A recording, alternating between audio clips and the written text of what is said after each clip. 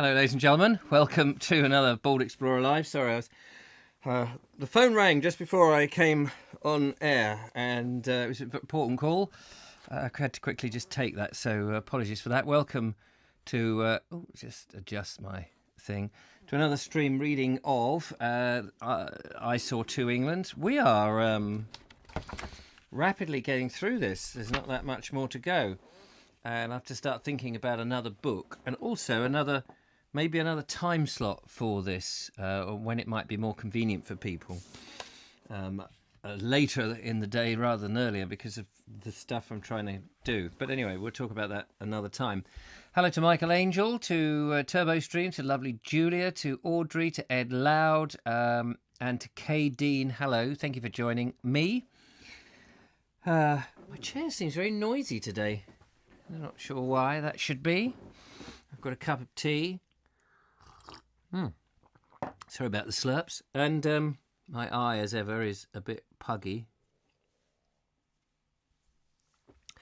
I've rushed in here from editing a walk that I did earlier today, and it's not quite finished. So I was trying to get that finished, but I haven't managed to get that finished. And then needed to make a cup of tea, visit the little boys' room. Phone rings, so it's all a bit sort of bit rushed as ever. But here we are. Anyway, dang, says Julia, the stream didn't start straight at the beginning again. Oh, well, nothing has happened. The only thing that's happened is that I've been apologising for my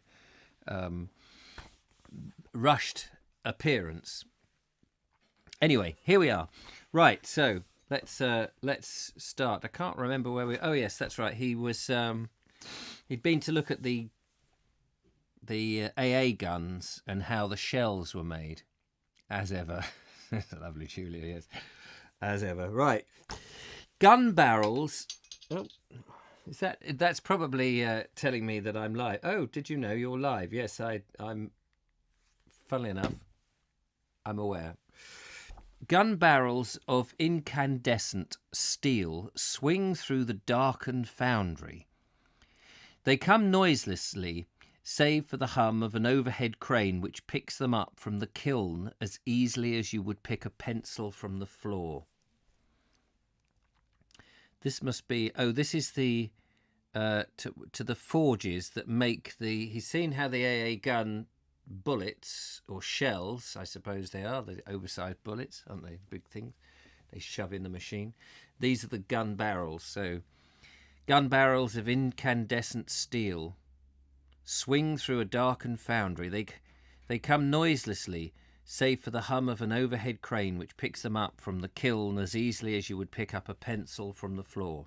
With the terrifying intelligence of machinery, the heavy bars are pushed this way and that, retreating and advancing beneath the giant hammer of an hydraulic press, an object as high as a house. They lie there motionless at first until the great hammer comes down and squeezes them as if they were bars of vermilion butter. Then the hammer curtly rejects them, and they go away, no longer white-hot, but dull and metallic in appearance, and another bar, as orange-red as the first, covered with jumping salamanders, swings through the air. Even if your back is turned, you can tell when a gun barrel goes past by the hot air on your back, and the men, like pygmies in silhouette, stand with long rakes and probes of iron as they dodge about in the glow of white-hot steel. I stood watching this process in one of the factories which is producing the new 3.7 anti-aircraft gun, the most amazing weapon of its kind ever produced in this country. 20 years ago, we would have said that such a gun was impossible. To a non-technical observer like myself, nothing is more fascinating than the start of these complicated processes. I've lost my space. I like to see the raw chunks of metal from which these miracles of engineering and invention are made, setting out on their swift career.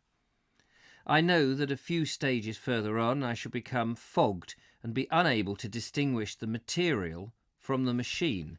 But here, in the foundry, one can see and understand something simple and uncomplicated, for even today a gun begins as it did in the days of the Armada, as a bar of metal with a hole down the centre of it. The works manager told me how many times a barrel is reheated and hardened, and how often, at certain stages of its manufacture, pieces are cut off to be examined by chemists and then to be tested. He then led the way into an unbelievable factory said to be the largest works under one roof span in Europe. He smiled when I expressed surprise at the size of it and said that in spite of the roof span you could put a corner of Krupp's and not notice it. But to my eyes it seemed colossal. Put a corner of Krupp's, K-R-U-P-P-S. What's Krupp's? It's not Crufts, not the dog show. Krupp's. I don't know what that is. Here I saw gun barrels receiving their first rough boring. The cylinders of skit steel, which are 20 feet long, are placed horizontally in machines fitted with 2 drills which bore a hole from each end. They bore at speeds of 12 inches an hour. When the drills... 12 inches, so a foot an hour, to drill through this metal. That's an hour. Bloody hell. That's quite some time, isn't it? Yeah, the cylinders of steel, which they're 20 feet long, placed horizontally in machines with 2 drills which bore at a hole. So they bore a hole at each end, and they bore a speed of 12 inches an hour. When the drills are about to meet in one barrel, one of them is stopped and the other is allowed to pierce the last thin film of steel. He told me that the average error in this first boring is only 0.1 of an inch. This is only the first of many similar processes, each one of which makes the bore larger and more accurate, until at last an electric light is placed at one end of the barrel, and the testers, gazing through the other end, see a tunnel of what looks like mirror glass. This is, I mean, you know, this is going on in the in the war. Sorry about me playing with my eye. I always seem to have this issue when I'm doing a show. And it's just such a colossal thing to imagine, isn't it, that such a thing could happen. Sorry, I just need to get this pug out. That's better. Great load of pug. Green, slimy pug. You don't want to know. Krupp arms were vital German military victories during the early... Vehicles, I think you mean. During the early years of World War II. Oh, I see. Thank you very much. Krupps are still in business. They build bits of the Bismarck and Pince Eugen. Oh, okay. Thank you for that. Lovely people. Where are we? Yes, similar process. But the barrel is only one of 3,000 parts that go to make a 3.7 gun. 3,000 parts. I mean, it's amazing that these guns were deployed all over the place, and this stuff is being churned out in the 80 years ago, or 81 years ago. Here I saw gun bat. No, wait a minute, I've done that. As we walked past the batteries of machines, I saw jackets, breech rings, breech locks, and every other part of the gun being made. They were machines which were as busy as objects on as large as recoil cylinders, and others making kind of screws that you might put into a clock. One might describe this factory as orderly chaos of machinery, which does incredible refinements to rough castings, turning brown steel into silver glass, each machine watched by a technical-looking fellow in blue overalls. Some of the largest machines, holding their particular portion of the gun in a vice-like grip, worked slowly to a drip of lubricating liquid, and the only sign that they were working was a thin slither of steel that curled up like a piece of apple rind and fell among the steel shavings below. The secret of our industrial war effort is the application of mass production to the manufacture of high-precision engineering. Everywhere in our factories today, you'll see the same thing. Highly skilled men operating almost miraculous machines and turning out products at incredible speed, each one a perfect scientific instrument. In places where men work with their muscles, they drink beer. But in the factories today, where all the muscular work is done by pressing a button on an electric switchboard, you come across hundreds of milk bottles and cartons. In the shell factories and gun factories and other armament works all over the country, I've seen the same collection of white bottles standing among the machinery. I asked again if those who made the guns ever thought of the men who would someday fire them. One man said that a good workman always saw his job through, but nowadays he was more careful than ever not to cover anything up. But the slightest error in a high-precision work might let down the fellow at the front. Yes, well, it might blow them up. You know, if that shell can't get out the gun barrel, it could kill them all, which would be a bit of a thing. All this beautiful work, and you must say it's beautiful, to cause destruction, said one operator. It's all wrong. If a bully won't stop bullying, you can't stop him by writing a letter about it, can you? At least I've never met a bully you could stop. At least I've never met a bully you could stop without a punch on the nose. His machine claimed his attention, and I walked on for a quarter of a mile into a shop where the guns were taking shape. The guns stood with their barrels pointing to the roof, men climbing about them, adjusting this and that. They are so delicately balanced on the centre of the trunnions that a child could elevate them. In the same way, the traversing gear works so smoothly that the huge pieces of machinery can be moved almost with a touch. As I turned the handle and saw the long barrel bow, I thought that the instinct of self-preservation is an amazing thing. Oh, that's what that noise is. Sorry, I've left my... just had to close that. I had Facebook open. I didn't mean to leave that open. I saw... self-preservation is an amazing thing. What has brought this astonishing gun into existence? What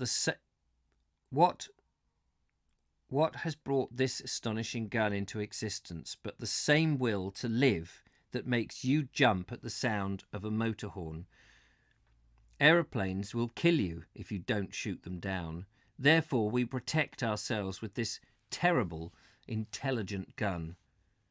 Not long ago, we tried to bring down aeroplanes with field guns mounted on lorries. Then came the Arches, which sometimes put up a good show without inspiring much confidence in the eyes of the observers. And in the years between, inventors have been busily solving the problem, a most difficult one, of hitting a fast-moving plane. First, you've got to locate it. Second, you've got to know how high, its speed and course. And thirdly, you must not fire at it, but at a point in space which it will occupy by the time the shell arrives there. Although the time taken by a shell from the moment it leaves the gun to the moment it reaches a distant point in the air may be only a few seconds, the aeroplane may have travelled a mile in that time.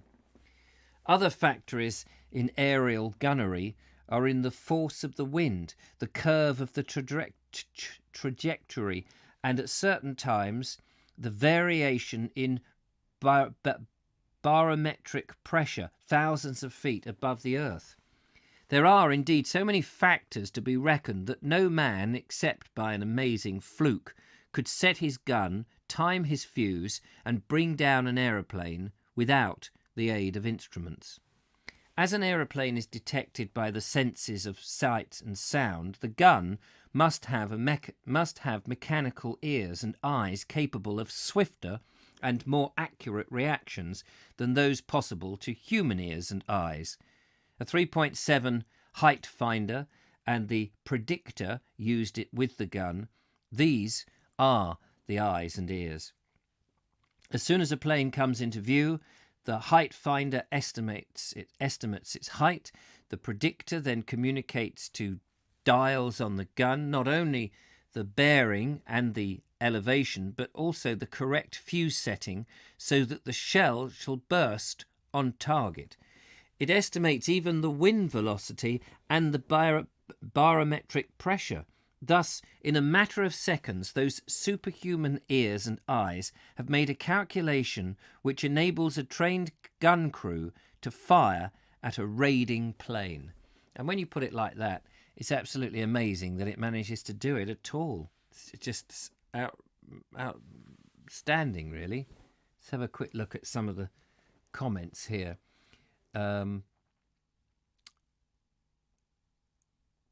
Rusty Buttplate says, no, unfortunately always.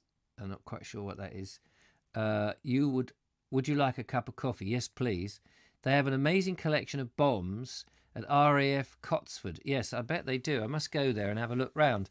Ben Reeves, talking to Adrian, Rusty Butt. My grandmother actually worked on the V2 rockets at Cape Canaveral in 1955. How amazing. Gosh, the Germans were the first ones to the moon, it seems. The Germans. Oh, right. Were they? Not the Russians, then.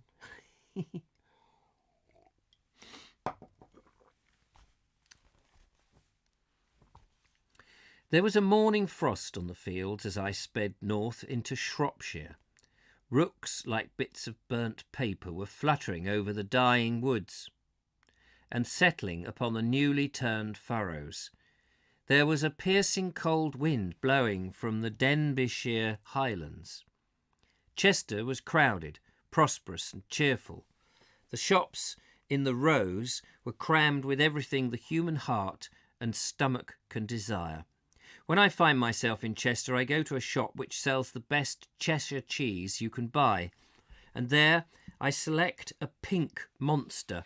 The proprietor told me that a cheese boom was in progress, for all the strangers in the town, chiefly officers and their wives, liked to buy a cheese and post it home. I said jokingly that perhaps Cheshire cheese would be rationed, as I believe it was in the last war, but he glanced round at a shop full of great cheeses and said there didn't seem to be much sign of it. Even fish, which is scarce in most places, seemed plentiful in Chester. A fishmonger told me that the supply varied from day to day. There had been a complete absence of cheap fish from the first week of the war, and this, together with the blackout, had killed the fish trade as dead as a doornail. If the blackout in Stratford was romantic, what can I say of Chester as I saw it that night, lit by the moon? It was the city of a dream. The only lights were feeble blue gleams beneath the rose in the light of the moon, and in the light of the moon the black and white shops leaned against the stars. Even Woolworths, joining in the romantic masquerade, formed part of the exquisite pattern.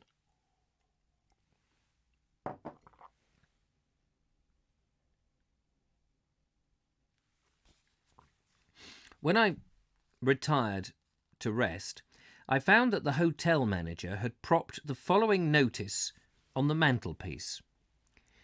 In the event of an air raid warning, you are kindly asked to make sure your electric lights and fires are extinguished and all the windows and doors are closed.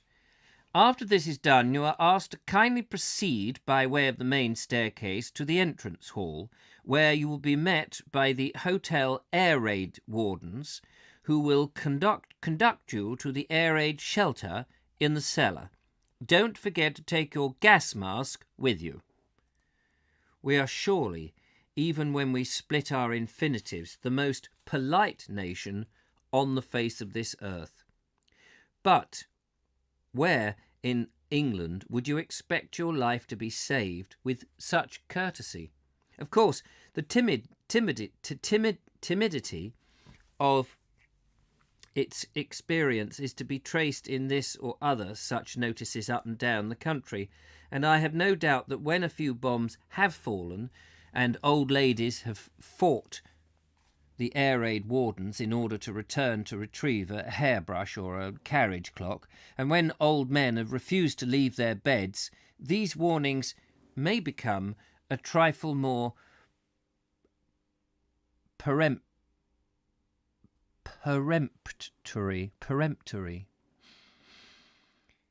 I hope someone is collecting such notices. They reflect a remarkable way the impact of the uncontrollable upon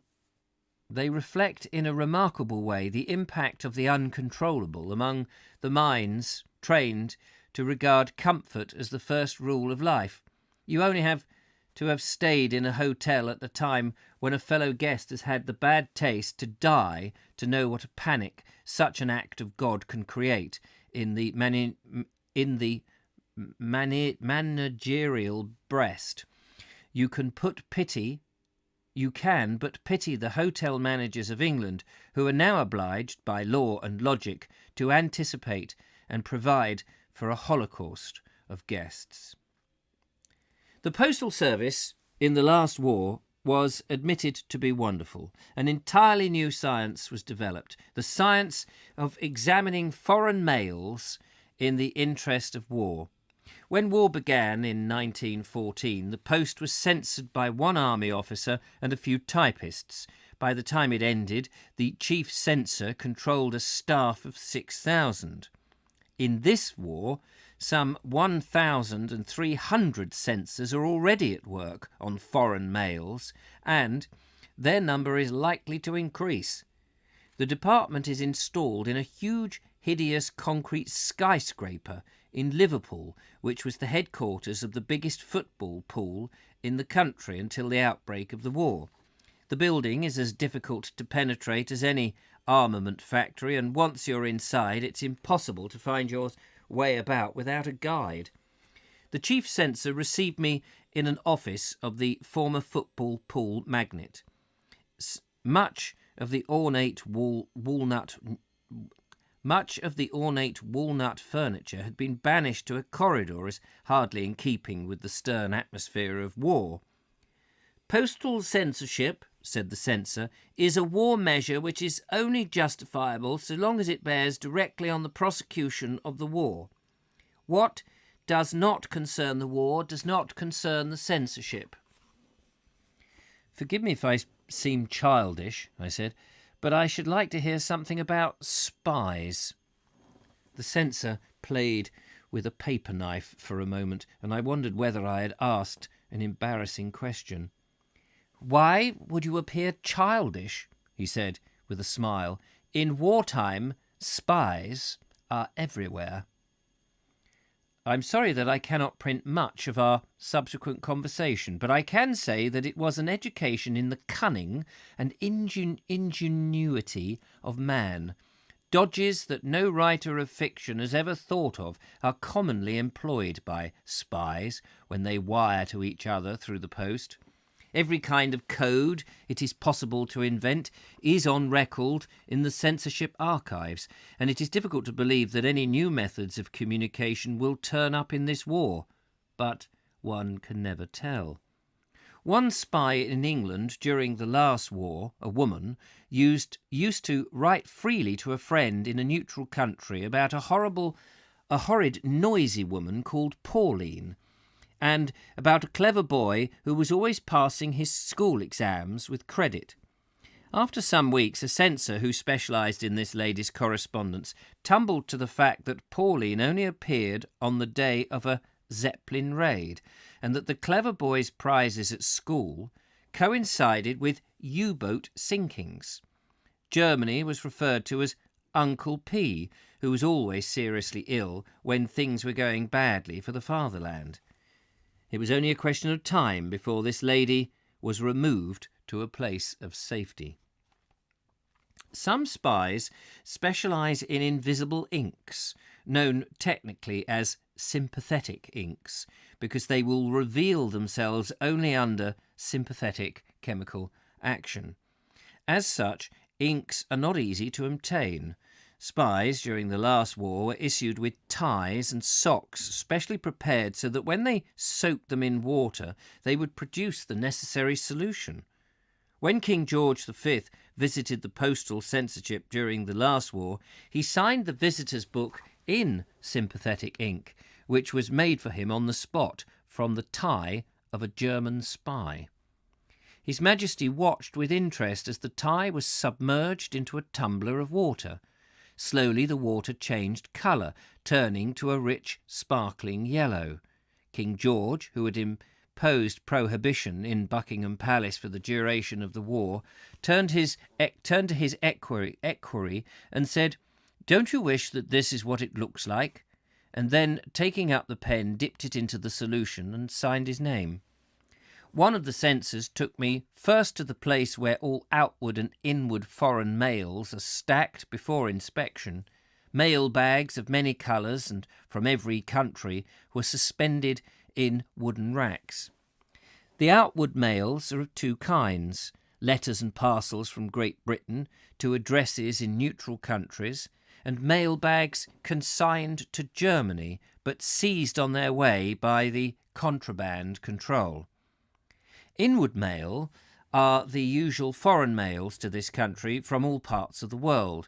This means that every communication to and from a neutral country must pass through the filter of postal censorship before it finds its way to the address on the envelope.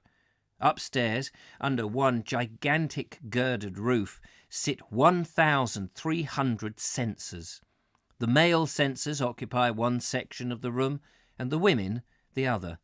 They sit at long tables and look like students in an oversized public library.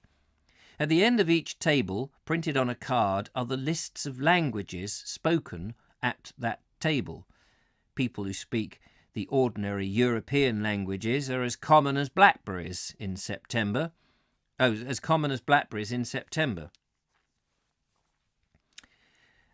Persian, Urdu, Hindustani, Yiddish, Hebrew are also ordinary accomplishments. But there are some rarer specialists. Some tables can produce men who have made Chinese dialects a life study, and others who have written and learned works known only to the Foreign Office or on the language spoken by... I'll read that last bit again. And others have written learned works known only perhaps to the Foreign Office of the language spoken by tribes on the Afghanistan frontier. The male censor deals with the trade communications, the woman censor with the private letters, and this, I should have thought, is the most interesting task of all, but apparently it's not. The business of reading other people's letters has a charm that soon wears off, said a woman censor. At first it's thrilling. You suspect a spy in every envelope, and then you realise that the majority of human beings are not spies. However, you soon develop a kind of second sense which tells you when a letter is fishy. But the day's work consists not in detecting enemy agents, but in saving thoughtless people from giving away information that might be of use to the enemy or to his propaganda machine, and in picking out little bits of information from foreign sources which might be of use to ourselves. No doubt you read some fairly amusing letters. Oh, yes, indeed, we do, but officially no censor ever remembers what he or she has read. Oh, no, never remember it, don't you know? Cupid must have his wings clipped pretty closely, then, in your department. Oh, yes, and Cupid is exceedingly busy in wartime. It is hard luck on the people who happen to have fallen in love with the enemy. For instance, a father wrote to us and begged us to stop letters from a young German with whom his daughter is in love. We did so in the normal way of business, but the other day we relented. We let her have one. but we had to tell her that she couldn't send a reply. The special branch of postal censorship is the detection of a special branch of postal censorship is the detection of invisible inks and other methods of communication. This is done in the laboratory staffed by chemists who became familiar with the work in the last war. One of them handed me a blank sheet of paper. Even when I held it to the light, I could see nothing on it. He told me to hold it for a moment in a machine like a magic lantern, which emitted a blue light. Instantly the paper became covered with phosphorescence,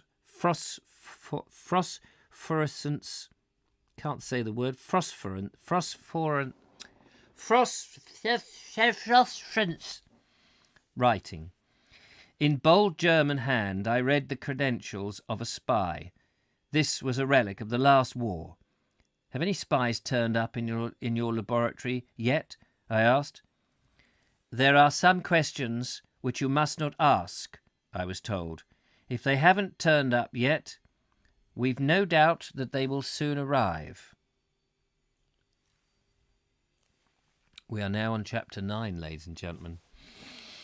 Lots of spies used to congregate at St. Ermine's Hotel in the North Star pub near St. James's Park. Underground in London, says Michael Angel. Oh, right.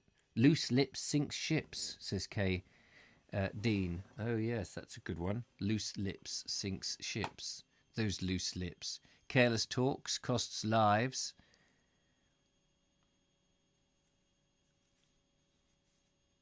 Sorry. Let's have a look. What's this? Peremptory. Yes, peremptory. I'm just some words I just not able to pronounce terribly well. Careless talk, yes. Citizen Kane, yes. What else have we got? Male censors and male censors. Yes, this is confusing. Could be confusing. During the Cold War, the male censor used male censors to censor the male.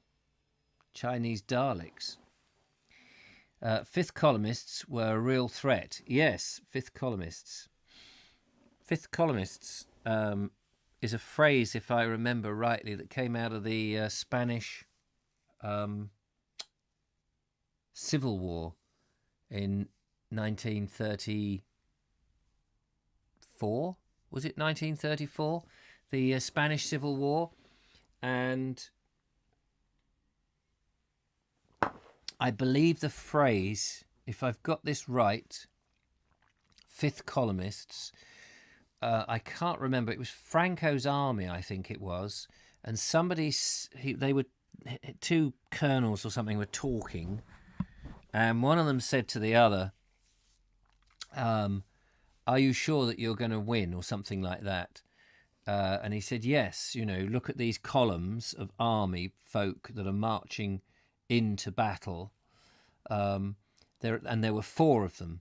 And he says, the fifth column are the ones who are on our side, who are already the citizens in the city. It goes something like that. So in other words, the sympathizers who were there were the fifth column of soldiers, but there were four columns marching in, and the fifth, so hence the fifth column, and now we call them fifth columnists. I'd always wondered where 36 to 39. Oh, right, thank you very much. I'd always wondered where the column part, the fifth columnist, came, but that's I believe that's how it came about. We've got a little bit of time to do chapter 9. We may as well try and finish this book as swiftly as we can now. Chapter 9, I go to an explosives factory and travel in the north, visit a German officer's prison camp where I see the first Nazis captured into the war. I come to a shipyard where an unborn fleet is in the stocks, and I travel to the east coast and meet fishermen. Wap, wap, wap, wap. I meet some fishermen, lovely, lovely fishermen. Don't start me off. There are portions of England which look as the North Country must have looked during the opening years of the Industrial Revolution. Factories are still invading the fields, and two worlds stand side by side, one symbolised by haystacks, the other by chimney stacks. In this queer country, agricultural labourers and mechanicals. Oh, for goodness sake! In this queer country, agricultural labourers and mechanics bicycle home together. On one side of the road they grow crops, and on the other side guns are made. The towns and villages are also an odd reflection of the old world and the new. In some, the pretty village church and the few cottages are still intact in the heart of a hasty and incoherent jumble of buildings put up in recent times.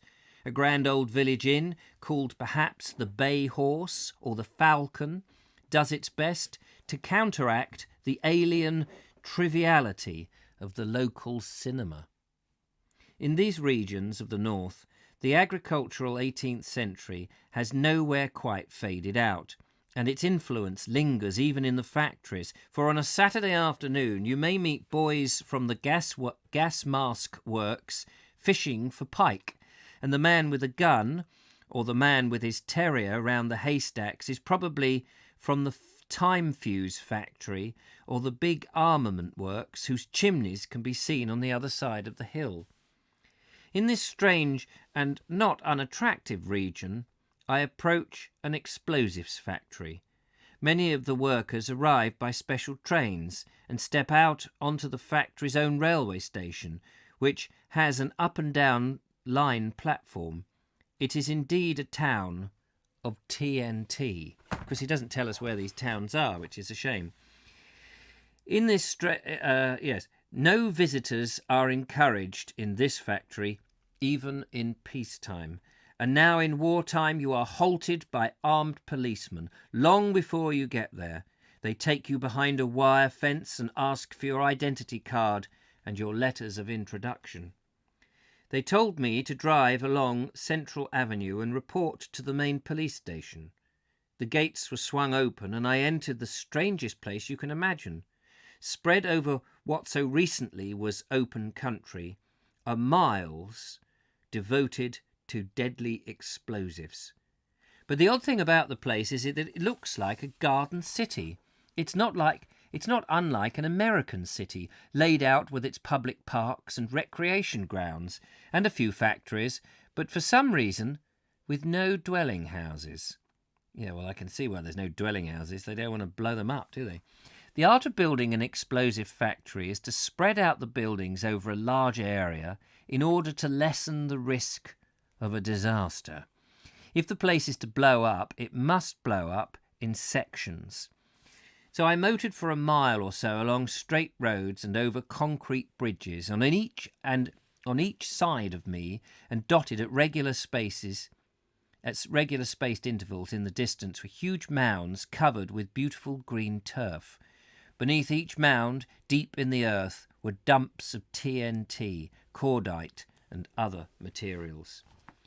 All the avenues are bordered with turf, and it would not surprise me, for this is a grotesque world, to return there in the spring and find... Oh, sorry, let me just rephrase that. All the avenues are bordered with turf, and it would not surprise me, for this is a grotesque world, to find there in the spring... to return there in the spring and find daffodils and primroses growing above the cordite dumps. But for miles of iron fencing and barbed wire and the words in red letters, danger area, this factory is just the place you would want to take the children on a Saturday afternoon. Finding the main police station, I was again examined and asked to sign the books, and I was given in return a red card proving that I had passed my examination with credit. Grudgingly, the police opened some more gates, and I soon found myself through the administrative offices, as large and as lavish as a new town, to the room of the superintendent. In the course of the conversation, I asked how he would define an explosive. Without a moment's hesitation, he replied, "An explosive is concentrated energy in a small space which, given certain conditions, will release itself." I fancy that even a lawyer could not tighten up that description. We set off together in a car to explore the factory. We motored. So, clearly this is propaganda, Because if you were just an ordinary novelist writing a book about England in wartime, I don't think they would bother to, no one would let you in, would they? I am sure that because they know he is writing this book, that this is to be leaked, I betcha, to be leaked out to Germany as a means of saying, we're ready for you, chum.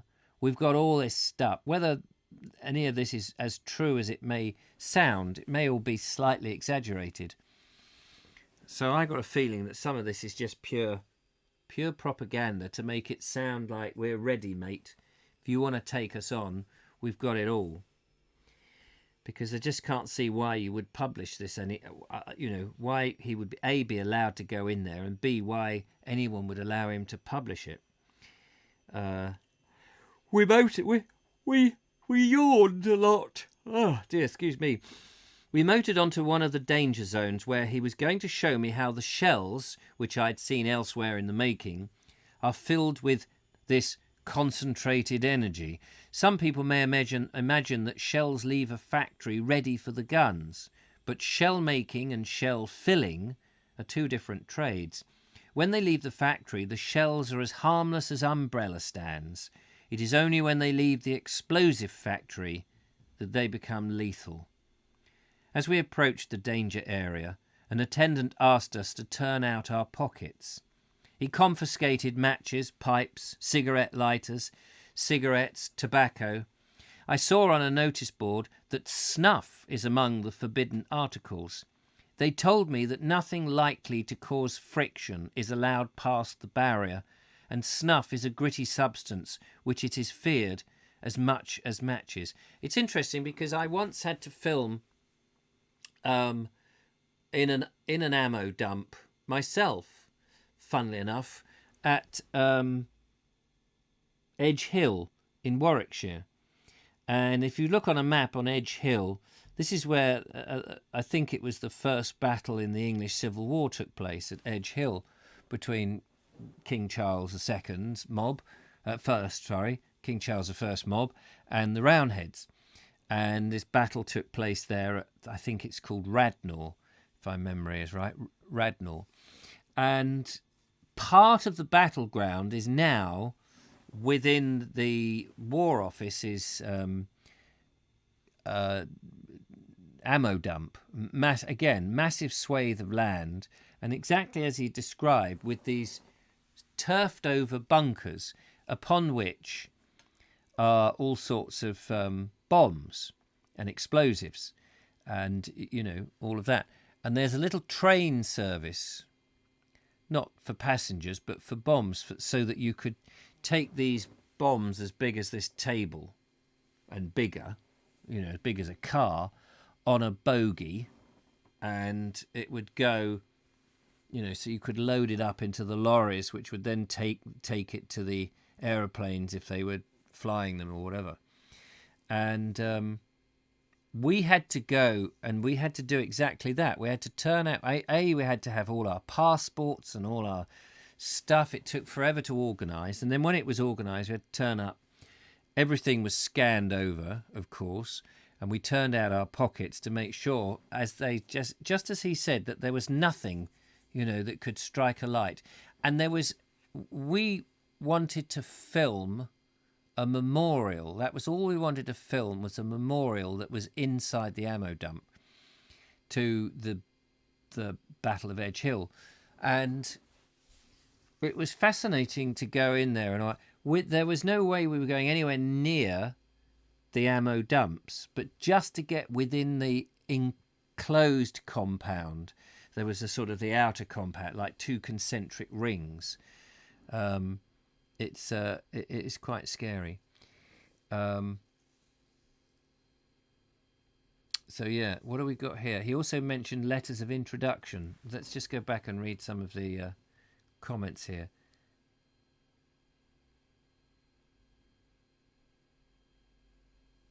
I'm picturing you, Andrew, writing lines for being late. Thou must not be late for the Vobes. And over on a chalkboard. But yes, well, we're not quite that strict here, Vivid imagination. Ed actually been out filming. Oh, top man. That's what we like. in the village. He also mentioned letters of introduction. That's true. I remember when I was a kid, says Michael Angel, at school, a classmate brought a hand grenade that he'd found in his granddad's shed. The police were called in, and it turned out to be live when they took it away. I found that's interesting. When I was a kid, there was a derelict farm at the back of my house in Horsham, and my mate Peter Richardson and I used to collect old bottles which we found in a Victorian dump, really, and a lot of them were in the river Arun, and the Red River, which joined the River Arun in Horsham at the back of Hill's Farm. And when the old Mr. Wells, who had Hill's Farm, died or left or whatever, the farm became derelict for ages, and we used to muck about and play up there, and I made a film, or a slide film, my first sort of thing. Anyway, we were rummaging around and we dug up a grenade in this farm in Horsham. We dug it up and we didn't believe that it could be a live grenade. And we thought it would be interesting to see if it was a live grenade, that we would throw it at the farm buildings and see if it would go off. This thing was rusted up. And so we threw it a couple of times and dived down before it landed, and nothing happened. And we picked this thing up. It was just so very, very badly rusted. Well, in the end, we thought this is perhaps a bit silly. We were about 12 at the time. So I went back home and got my dad, and he had a look at it, and he rang the police immediately. We were then told not to go near it. The bomb disposal squad turned up. This is all true. This isn't Philip Mercer. The bomb disposal squad turned up, and they did a controlled explosion covering it with plastic explosives and blew it up. And we witnessed this, but from a sensible distance. I can't remember how far. But to this day, they made a big song and dance of this grenade. They made a huge thing about it. I think more to impress us that bombs were dangerous and that we shouldn't. We didn't tell them we'd thrown it about a bit. We didn't dare mention that because they were all incredibly serious in their uniforms and what have you. And they blew this thing up. And, we were going, bloody hell. And I don't know whether it was a dud grenade or a live grenade, because the plastic explosives may have been what made it go bang. But it was a big bang. And they said it had been a live grenade. I mean, they obviously made much of it. But it was, it was one of those things you think, bloody hell. So that brings back some memories. Ed Loud says, amazing how the tiniest bit of static can set off an explosion. Mills and flour stories are amazingly similar. Often, yes, that's true. Mike says, as a newcomer, I even thought, I thought you were killing cows. Thank goodness you aren't. No, I'm not killing cows. Ed says, try doing every day things like changing a plug in the dark or building up static on man-made fibres. But in the dark, you'll be surprised at the arcs and sparks. Isn't that a shop? Isn't that an electrical shop run by two Jewish brothers? Arcs and Sparks? Oh no, that's Marks and Sparks. Sorry, I beg your pardon. Do clothing and food. Shows how easy an accident the explosives could still be viable. Yeah, well, I mean, I just don't know. I don't know. Right, we better just do a little bit more. I forgot where I was now. Oh, yes. Turning out the pockets. We entered a dressing room, the entrance to this particular danger zone. A barrier runs down the centre of it. One side is dirty, the other side is clean. No workers and no visitors are allowed to cross the barrier in the shoes or boots they are wearing. Visitors must stand on one leg while the attendant fits them with rubber overshoes, and, having fitted one foot in the air, he carefully guides it into the clean side. So standing with one foot in the clean and the other in the dirty, the second rubber shoe is fitted, and you step across the barrier.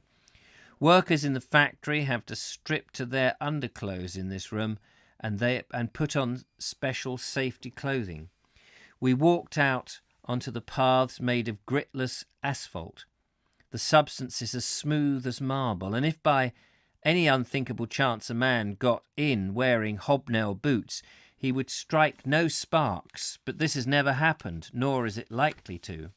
Shells are not fitted in one large factory, but in concrete sheds dotted at skillful intervals, 1 or 2 to the acre. I think that's true back in the old days of gunpowder, that they didn't do it all in one place, because there's a gunpowder place that Mark Selwood and I went to, which was a number of buildings in this, well, what was now a nature reserve, but had been something like a 18th century gunpowder place. And there was another one in Surrey, somewhere near Guildford, if I remember rightly. Again, it's a spread out. So if one place blows up, it's not going to blow everything up. "I'm not allowed to take you any farther," said the superintendent. There were 12 men inside, clothed in thick whitish garments. They wore round them white caps with a number stencilled on them. Their trousers were white. Their shoes were marked with broad arrows. They were standing at a table, handing shells to each other at a speed of a slow-motion film.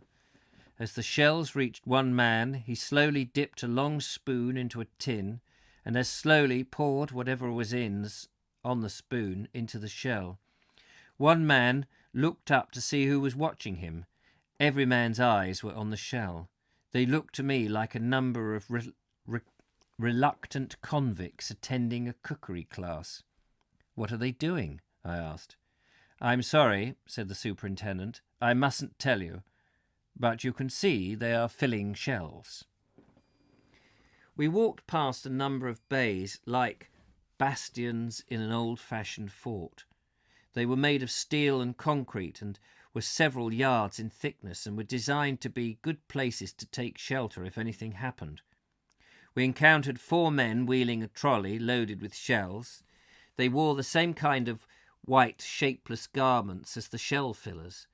They were bending tenderly over the trolley and pushing it more slowly than I have ever seen men push a trolley, even when they are feeling tired. The dangerous cargo came along, inch by inch, and we stood aside respectfully to let it pass. I should hate to work in this factory. It is always expecting the worst to happen. Continuing our journey, we came to a shed in which more slow, white, garmented men were filling the shell cases of anti-aircraft shells. Slaves who had been building the pyramids with a midday break might have moved with just those lagging steps when the taskmaster's back was turned. "Why do they all move in that mournful pace?" I asked. "They must do so. There must be no haste and no quick movements in explosive sheds. Skylarking and joking are against the regulations and would bring instant dismissal." I watched them, moving like sleepwalkers as they pushed long bundles of brown vermicelli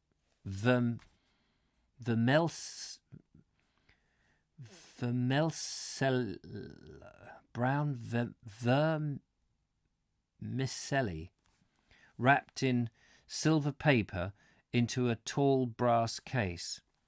"Sticks of cordite," said the superintendent. Then each shell case was attached to the shell, and the projectile, about 4 feet in length, was ready to go out to the anti-aircraft batteries. We went into an acrid-smelling room where snail-like men were presiding over stills and vats full of chemicals. We went into a huge factory where shells were washed before they went into the filling sheds. Here I saw machinery for the first time. An extraordinary machinery it was, an endless chain in slow movement round the factory, carrying shells from tank to tank. First it dipped them into caustic soda, then into water, then into sulfuric acid, and finally into 2 separate tanks of water. As the shells approached the tank, the chain described a graceful bend downward, so that the plant looked like it was some imprisoned sea serpent that was in constant undulation. Each shell case must be absolutely free from dirt, grease, and grit, said the superintendent. One speck of grit may cause trouble. Are shells never fitted by machine? I inquired. He answered this question by taking me into a neighbouring building. Here was probably the most modern shell-filling plant in the world. It was not in operation just then, so we could walk round and examine it. The explosives are automatically fed from a hopper into the shell case. Each operation is conducted in a blast-proof shelter made of curved walls of 2 feet thick steel and concrete. The operator stands in safety behind this wall. When the explosives are getting low in the hopper, a bell rings. An electric light warns the operator to go to the gallery and above and replenish the supply. An even more dangerous-looking machine fills about 18 shells in one action. As far as I could see, the success of this operation depends upon the shells coming up to meet the feed with an accuracy that can be measured in fractions of an inch. I disliked the look of this place, and was glad to get away towards the only cheerful sound I heard in the factory. It was the sound of women singing. I thought the superintendent frowned as he heard it, but I may be wrong. We entered a shed in which stood thousands upon perhaps millions of shells of various calibre from factories all over the world. As we entered, the singing ceased, and I saw 50 girls and women standing on each side of a trestle table examining the shells. It was a strange sight. Some of the women wore the regulation safety clothing. I noticed that these garments, which gave the men an appearance of convicts, caused the women to look as if they were wearing pyjamas several sizes too large for them. I should have liked to have talked to them and to have found out what they thought of work in an explosive factory, but conversation is not encouraged in this vast gunpowder barrel. Even the men rarely talk among themselves. As I drove away, I felt my spirits rise as I left those 8 miles of concentrated energy behind me. I remembered the shell makers in the factories I had seen, the men raking out the red ingots from the forges, the men at the stamping press, the turners, the testers, the shot blasters, and all the others. Then came the singing women in their pyjamas, the convicts in their lagging steps and bowed shoulders,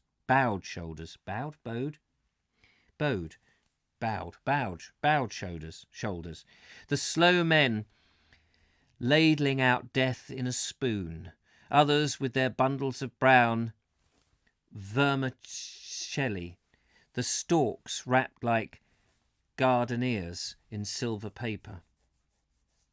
And so we come at last to the equally nice ordinary men who will some day bring about those conditions which release concentrated energy, the men who will place the shell in the gun. Up it goes into the air, either missing its mark, or else, high up there in the sky, a plane spins out of control and comes tumbling down, over and over, like a bird shot through the head in mid-air. And, as it strikes the earth, something which was once a young man lies slumped and broken at the wheel. That's what the shells were for. Grim. Isn't that grim?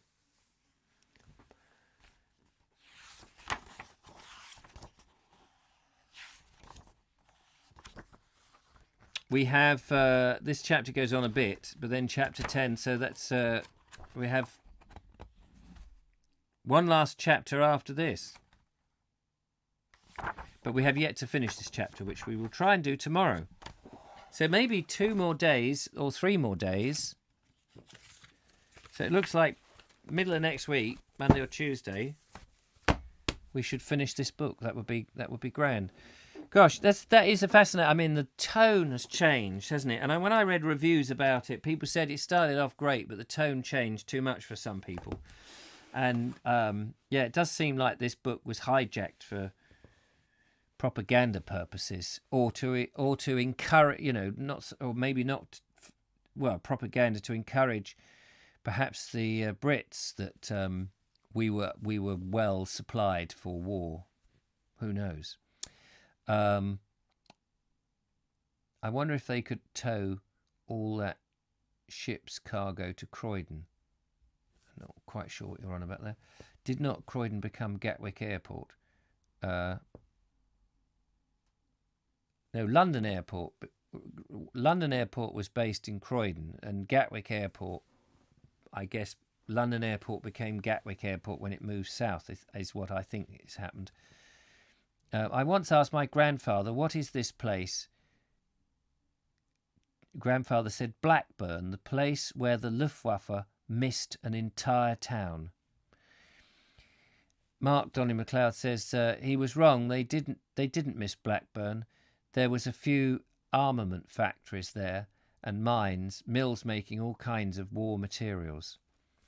And as Adrian says, war is a serious business. Very true. And it's sobering up. But we will think of a more light-hearted book for the next one.